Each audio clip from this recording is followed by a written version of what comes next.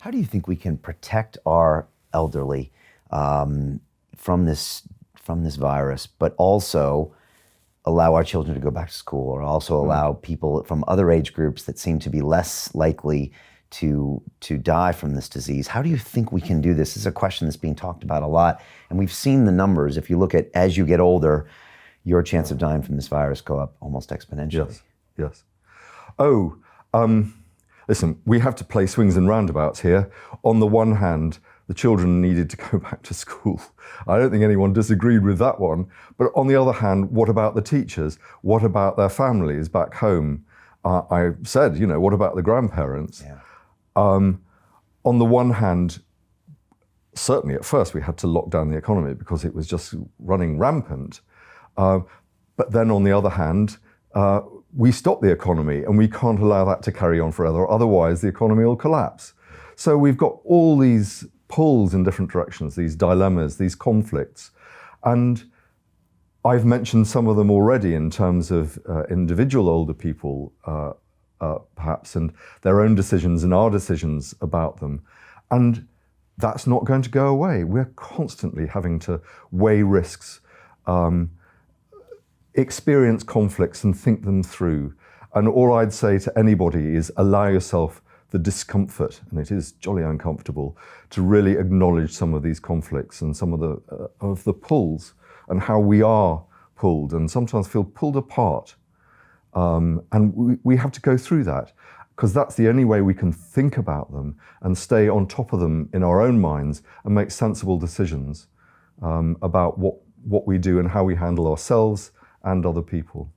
Yeah, because if we lock down everything, there's a lot of mental health and even physical health issues. If the economy crashes, you have all sorts of other problems as well. So you have to do a risk assessment, really. One of our campaigns in Age UK London was, we dubbed park walks. It was a bit of a borrow from park runs, but it was to encourage older people to get out of doors, to enjoy London's green spaces, of which there are many, and to meet other people. Well, I'm afraid we got our timing a little bit wrong on that one. So it's had to go online. It's on our website.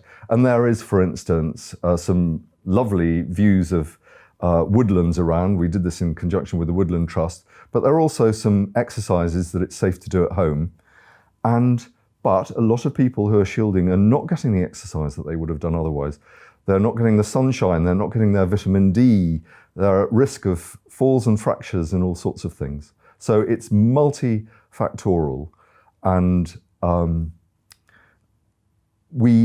what we can do is encourage people to think about those risks and to mitigate them as far as possible. I know, because my wretched watch tells me that I can do my 30 minutes of exercise every day, but it says, you're not doing as much as you did last year, Tony. Thanks. But I do what I can do.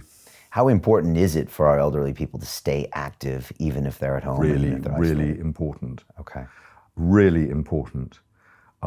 Inactivity, well, our muscles waste, but so do our bones.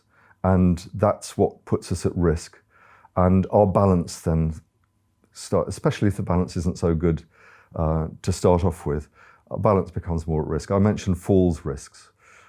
It's really, really important. And on the other hand, there's quite a lot that you can do.